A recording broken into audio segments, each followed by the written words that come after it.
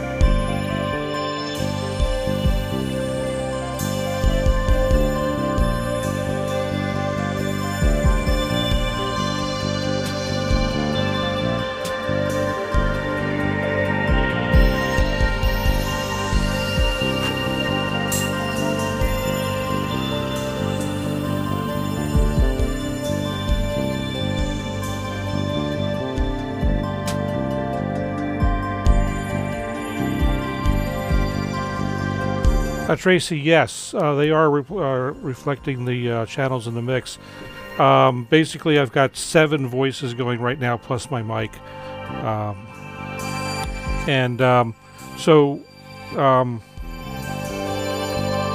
Real quick, this is the new Native Instruments Kontrol S series controller, and its integration with Ableton is really tight, and of course its integration with Native Instruments' own software is really tight. But what it's letting me do is actually take really tight control over what I'm playing, what instrument I'm playing, and I've got a mixture of various VSTs and then my Polybrute and my Take 5 wired up. That's what's making the sounds tonight. And using this jog shuttle 4-way joystick control, I can move between the channels that I'm controlling.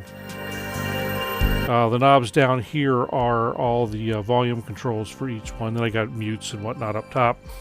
The other nice thing that it lets me do, especially for instruments that are Native Instruments NKS compliant or compatible, it lets me have really fine control over what's going on with the plug-in. So if I can control the trackpad on my computer, I will set that up so you can see what I've got going on. So for instance, if we look at that Drone 2 track, if I actually look at the plug-in settings, I go to those plug-in buttons here, it actually shows me, and this isn't the best choice because the graphics aren't done for this one yet in the Native Instruments land. This is actually, I think, an Arturia plug-in, maybe. I'm not sure. Anyway, what I have here is I have actual several. This one only has one page for performance, but I've got performance controls through here, and those correspond with the controls on the screen for the plugin. So I've basically got the 2 volumes for each A and B part of the patch in HIFO. The sound control does what it does. I've got a filter cutoff, glide rate, whether I'm poly or mono mode, chordal things. And then I can go into edit screens that won't necessarily pop up here, I don't think. No. So, but I can control, get you back here. So if I'm into the edit screens, I've got my volume envelope, my filter controls, any FX that are on this particular plug-in. If I move over, say in this case, this one's not real exciting. It's a drum. It's basically a sample playback, but I can control here. I got 10 pages of control, so I can control things about each sound in the 8. It's an 8-channel sample playback device. Let me show you what that looks like in the user interface. The user interface in the computer, basically I can load up 8 samples and one-shot them, which is what I'm doing. I've got Stepic playing a couple loops to trigger these drum sounds. And back on the keyboard, I can go through and I've got, for each of the 8 sounds, I've got volume, balance, left, right balance, tuning, decay. There's a couple other things what the effects are going on with them. So you go across the 8 of those, and then you get into master stuff, the effects, the effect stuff on the master stuff, and then there's the master kit volume, tuning, etc.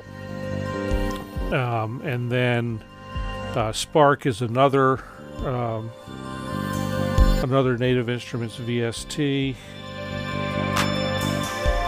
and so Spark actually looks like this on screen. There's a whole lot of stuff in the editor on the keyboard. I've got 15 pages of the most important controls, so I can control everything in real time. And so without telling you more than you wanted to know, yes, this what's going on the keyboard controller represents what's happening in the DAW and the studio at large.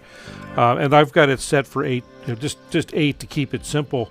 But I could page through as many tracks as I had open going in Ableton. I could, if there were 24, I could page across them. And actually, if you look, I've got paged across here. So here, my effects returns, my effects sends, my synth. Basically, I've got all the synths running into one bus, so to speak. So I can return and basically gate that. Or sidechain compress that, so when I talk, it automatically fades under and then pulls back up. So that bus is sidechained, and then my mic just runs into the sidechain on that, and then direct to the master. So that's how what all that thing can do for me. It actually does some really cool stuff. We can go change some stuff because I didn't really have a plan for tonight. But I could go into. Yeah, let's do this. We can monkey with this thing on loop 2, which is this sound currently.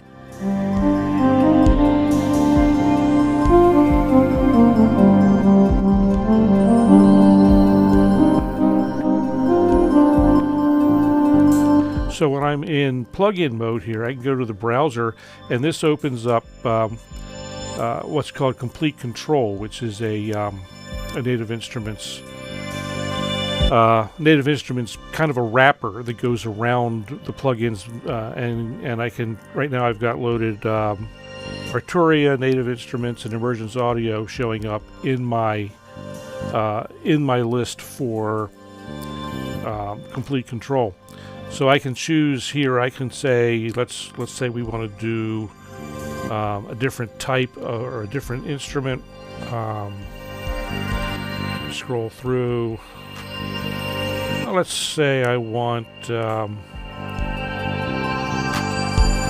do electric piano. And so over here I can choose from various electric piano sounds. Let's try this one, tap that. And so that now loads up the Scarby Mark I electric piano.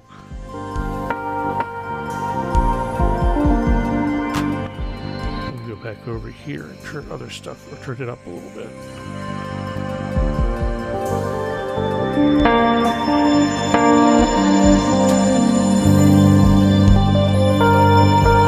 Probably not the best patch for that.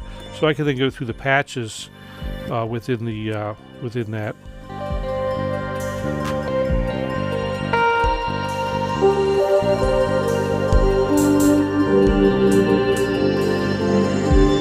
And then again, I've got a different set of controls here for this plugin. Main tone. I've got the amp drive stuff going on, noises of the release sounds and that of the mechanics. I've got the reverb, a delay. I can turn the auto wah on. That's always cool. So.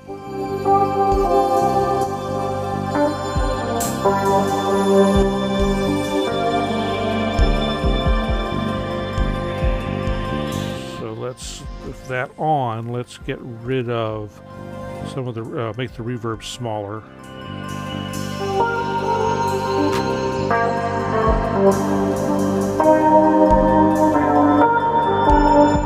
That chorus is a little overactive. And what else is turned on? That's it. But I could turn some distortion, drive on.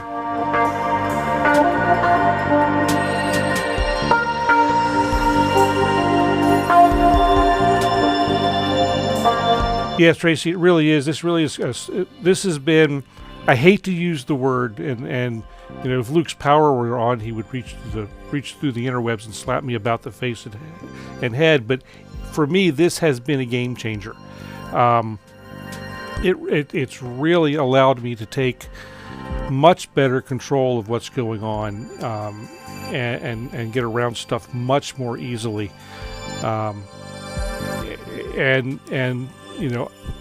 I had the original version of this controller, which was okay, but the integration with Ableton Live was not great. It worked great with all the Native Instruments stuff up until a point. Now they went and updated in the their last round of updates on the Native Instruments stuff. They broke that keyboard. And I was initially a little annoyed because it's a nice keyboard physically. The keys are great. The keyboard play it's got nice aftertouch, but it doesn't have the control and it doesn't have the display capabilities. And without a bunch of work, it doesn't. Not that work is a problem, but without a whole lot of work, it doesn't play as well with Ableton Live as I would have liked. My workaround was actually to load Machine as a plug-in in Ableton Live and then load instruments in Machine to get the kind of mappings and control and whatnot that I wanted. I almost bought the version 2, but when I saw this was coming out, this version 3 was coming out with the level of control that it's got and polyphonic aftertouch, it was like, I will wait. And I ended up waiting an extra about 3 months before I was able to get this. And it's been so far. I've had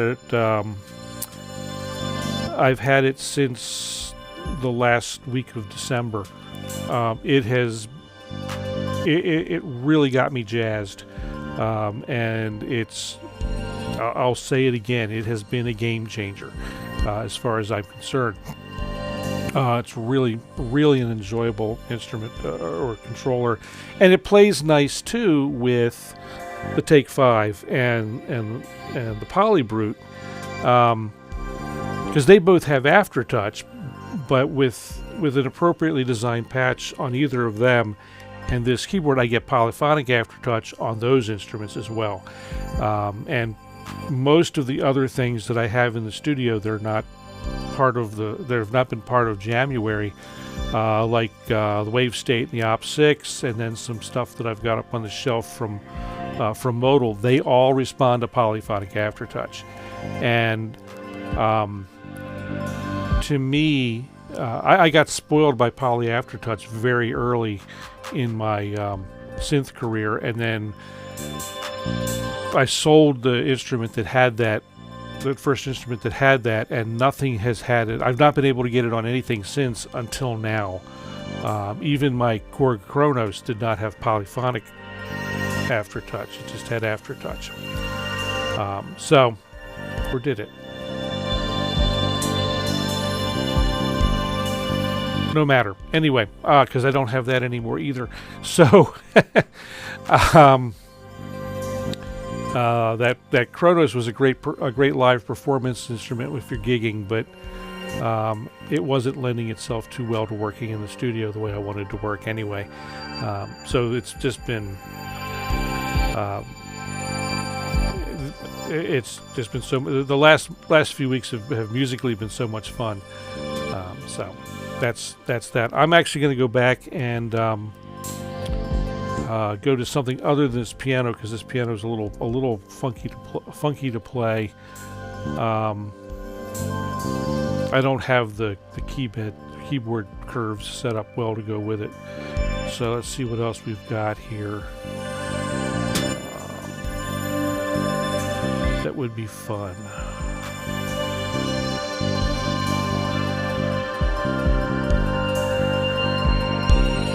I could play the MiniFreak. So this is an interesting. So this is a fun one. Go ahead and load the MiniFreak, and so this actually brings up. When I do that, it brings up MiniFreak V in Ableton Live, and I now have much of the MiniFreak at my disposal. There's some things I still have to reach around and do on the computer, like going into advanced mode.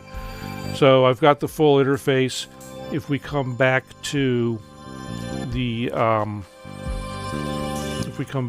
keyboard, I've got the most important controls first. On the first page, I've got the two macro controls, cutoff and resonance, and my envelope. and then I can page through all the oscillator controls. Actually, 6 knobs here as opposed to the 4 that are on the synth for both oscillators. The basic effects parameters for all 3 effects, envelopes, LFOs. I mean, everything is here, or most everything is here that you need to have hands-on with. And I can come through and it shows me what patch I'm on right here. I can step through them with the previous and next, or I can go back to the browser and I can start getting into what type do I want. Let's say we want a lead synth, and then I can start saying we're getting into a classic poly synth with that's filtered, and I've got 4 to choose from here. So let's grab the first one and see what it sounds like.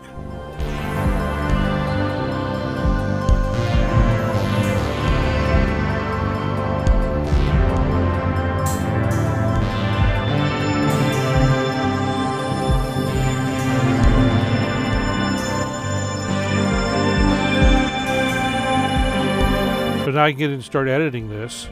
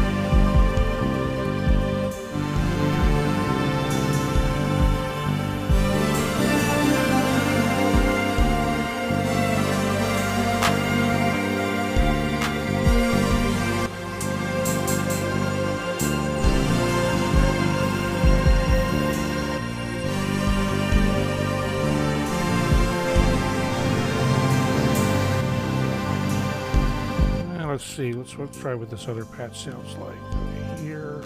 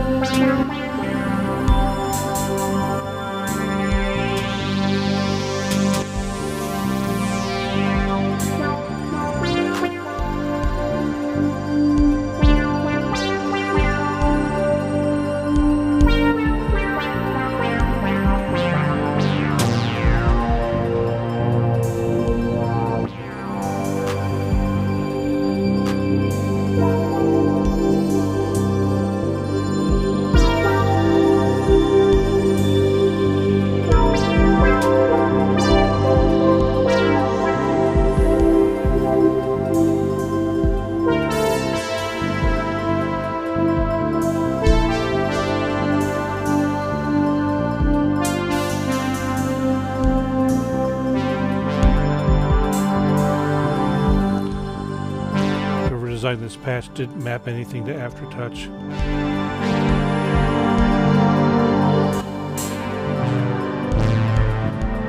Let's fix that.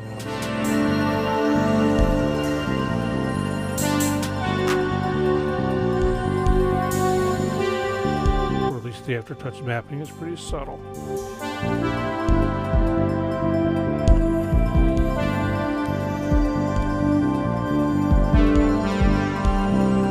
Let's see, we're going to put cutoff on aftertouch.